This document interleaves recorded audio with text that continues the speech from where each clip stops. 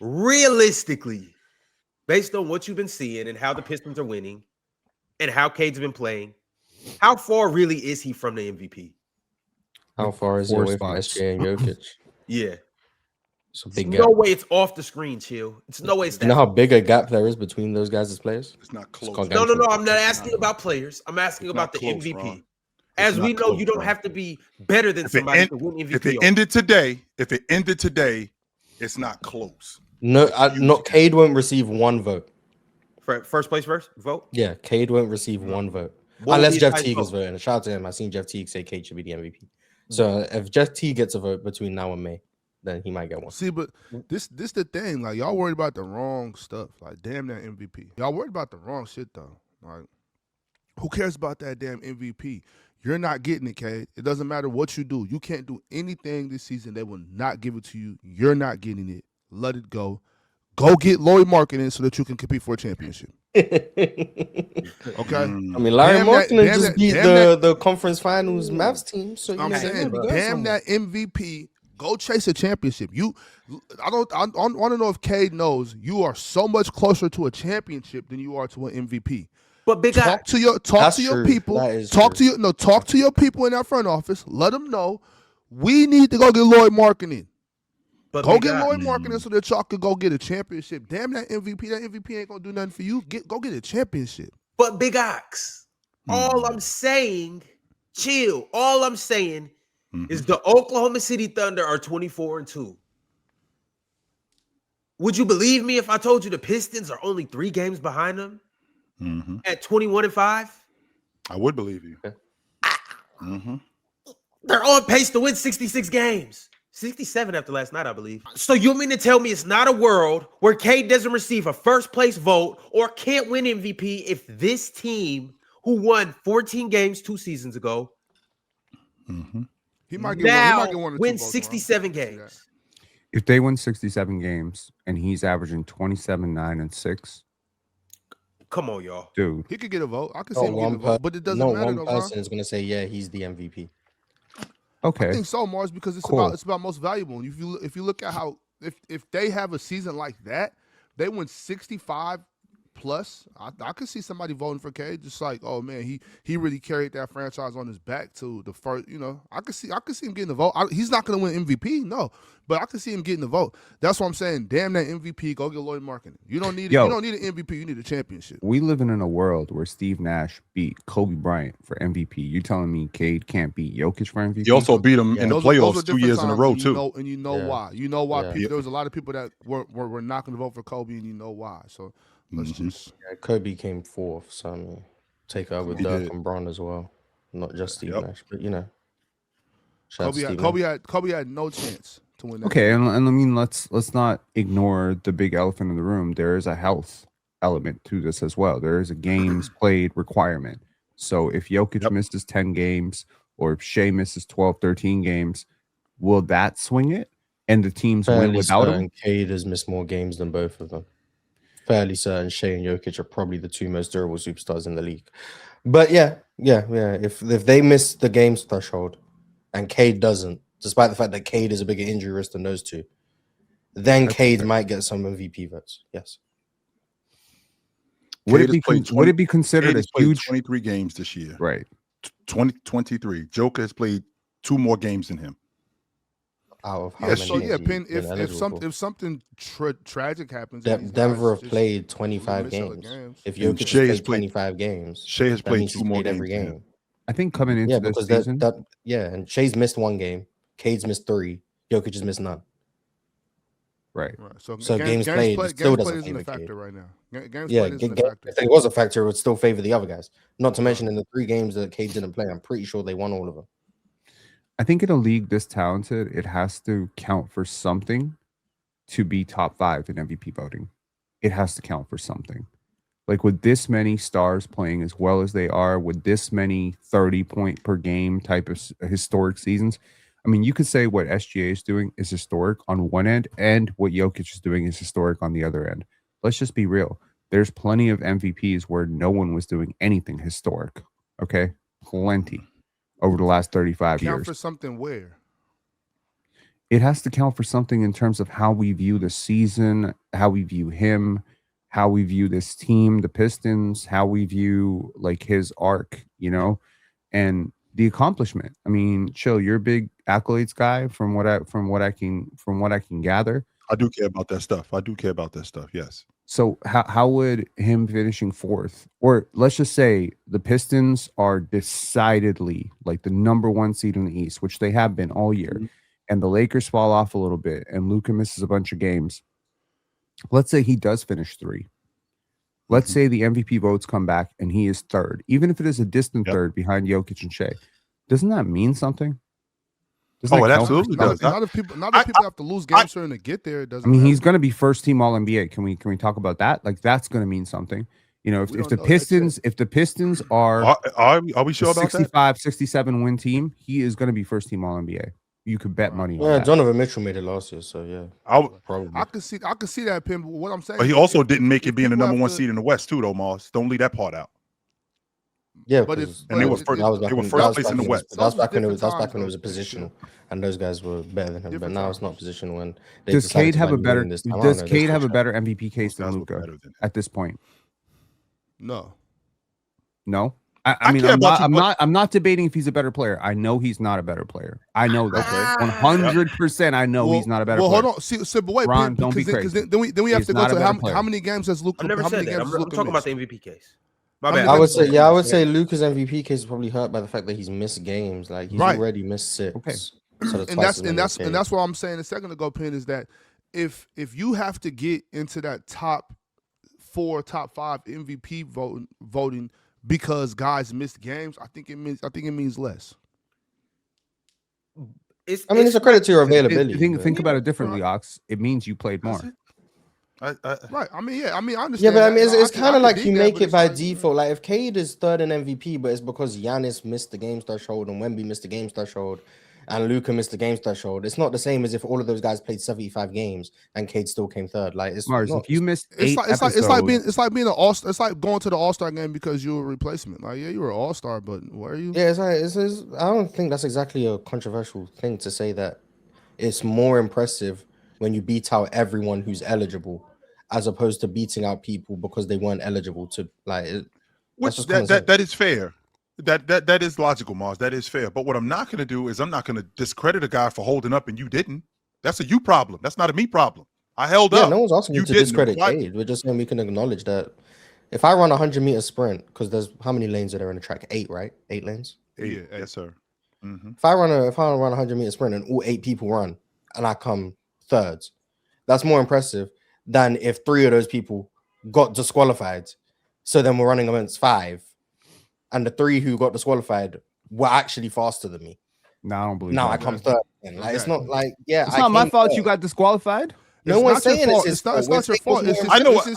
I do get that. I do. No get one's that saying, part, "Oh, you know what, Cade, you're actually not that good." No one's saying that. We're saying that when the pool is larger, when the pool of people to beat out is larger, it's more impressive when you beat them. Like that's yes, it is, and that's not. But that's that. I think the divide, Mars, is where when I play at that level as an MVP. Okay, if Cade ends up, to your point, Ox, if everybody's available and he finishes third in league MVP votes, I think that's a big deal off the strength that he did play at that level. Just because I didn't win it, I still played at an MVP level. I still was in the conversation. Mars doesn't appreciate being in the conversation with other guys, even if that guy is ahead of you. People who aren't in the conversation being put in the conversation. That's what I don't appreciate. And Cade is one of those guys who should be.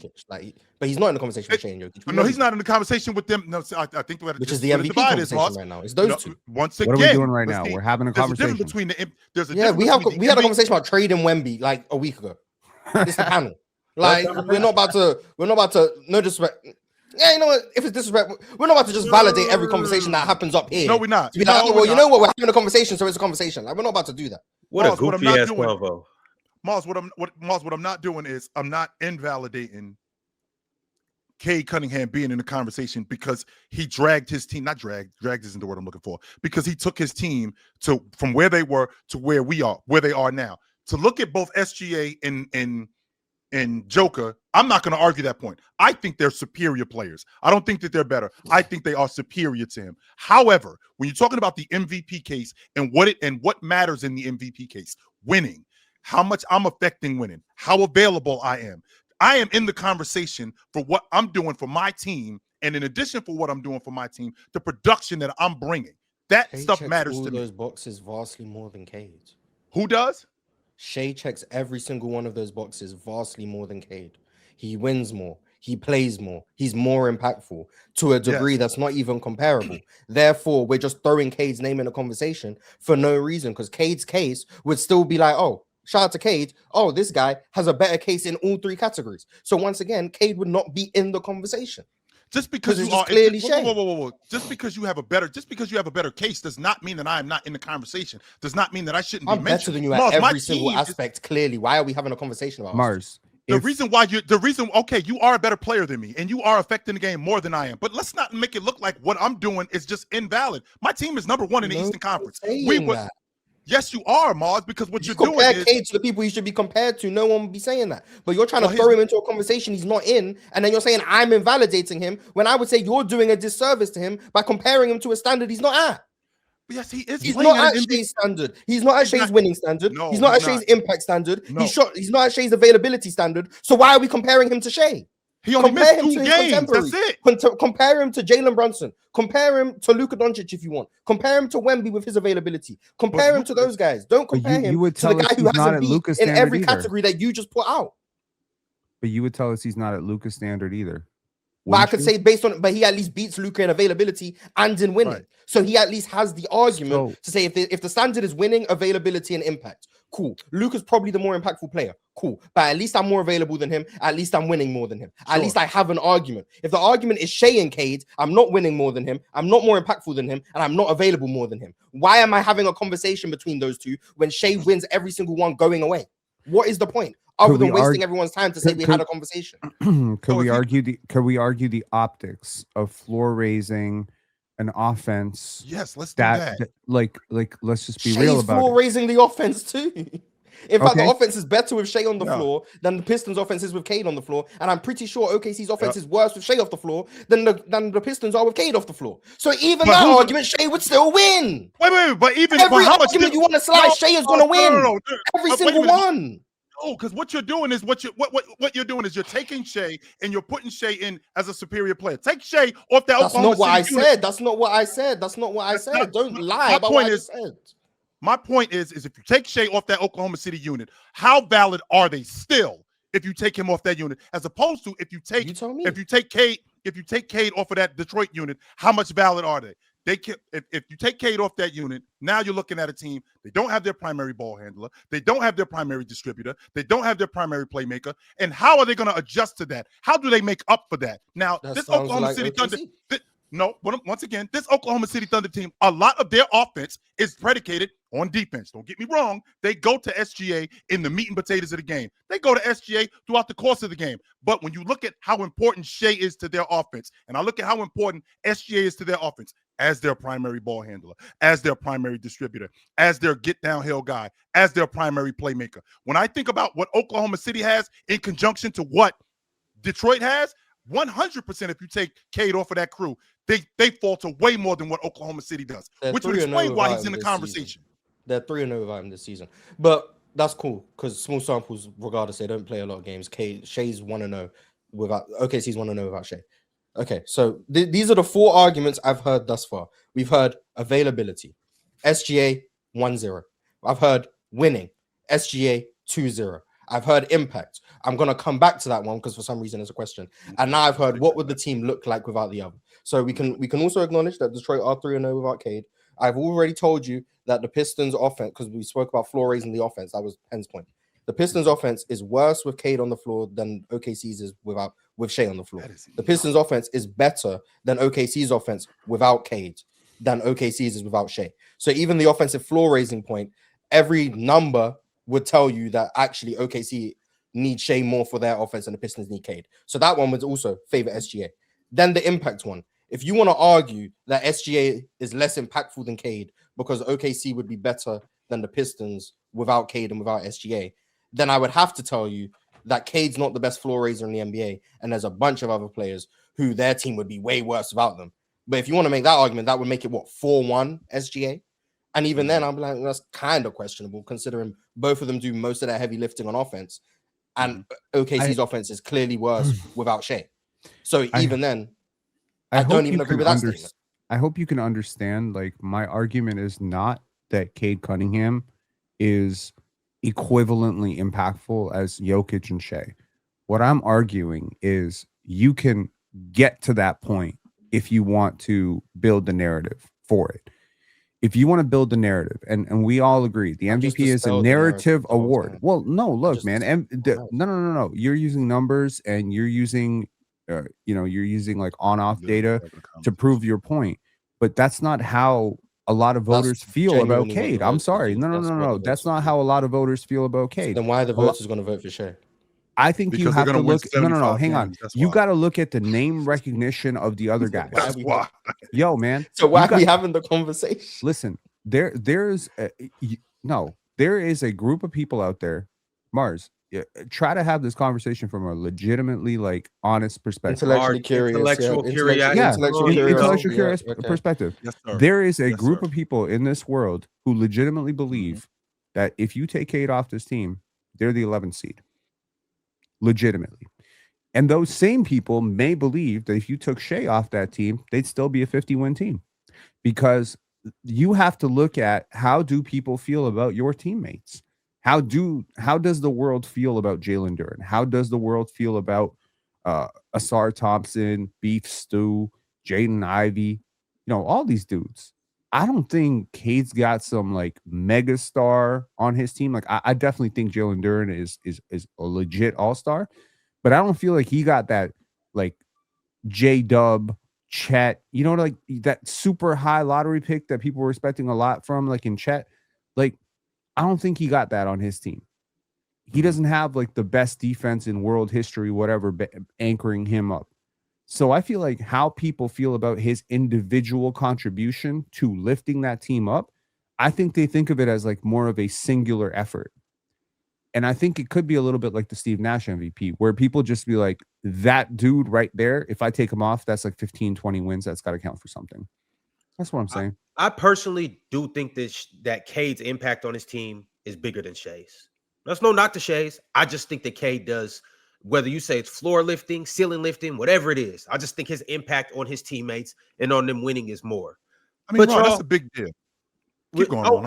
For sure. That's 100% a huge deal.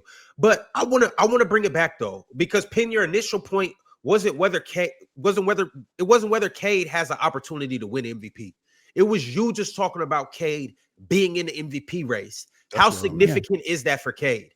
And Pin, I'm with you. Huge. I don't care if he finishes 3rd, 4th, or 5th. Do you guys understand that this is probably the craziest MVP race that we've seen since probably 1962 with the top 4 guys? And it's now been rearranged because Giannis probably isn't going to play all 65 games. But with Giannis doing what he's doing, with Luka doing what he's doing, with Jokic having a historic season, seeking out his 4th MVP, and with Shea doing what he's doing, and then winning at a historic rate, doing what he's doing, like to crack that top 4 is crazy. Oh, and then you got a guy like Wemby running around too. For if Cade finishes top 3, you guys understand how crazy that is. Like if I was to pluck his individual season with what the Pistons are doing and drop him in a bunch of other seasons, he would have action at winning the MVP. That Derrick Rose MVP, Cade would come in that year and win that by a mile. He ain't beating James out. No, he not. So why did Derrick Rose beat James out? So why did Derrick Rose beat James? Because they won more. That's why. That's the point I'm making. To win 66 wins. They are. So they would win more than the Bulls won, which mean Cade would win MVP. His numbers are better than Derrick Rose. They're winning more than Derrick Rose. And you guys just told me about what happened with Kobe Bryant. So it's not like you guys also just told me what happened with Kobe Bryant and the reason why he didn't win. Ox, you just told me why he didn't win. Is it not fair that was the same thing going on with James? Why he got on that would still benefit Cade. Yeah, that's what I'm saying. That's why I'm saying Cade. I'm not saying Cade. Yeah, I'm not saying he's better than Bron. So Cade would still win. Yeah. I think that I think that what we're talking about here is with Cade, it does, whoever wins the league MVP, I think that it does validate them more considering what the race is this year. It's the panel. Religion get built on cam. Where the check throw smoke and the host go ham. You ain't never seen hoops all hit the raw. Every take got weight, every night we drop. This that barbershop. Courtside, worldwide tone. Welcome to the only show that really feel like numbers jumping like the score.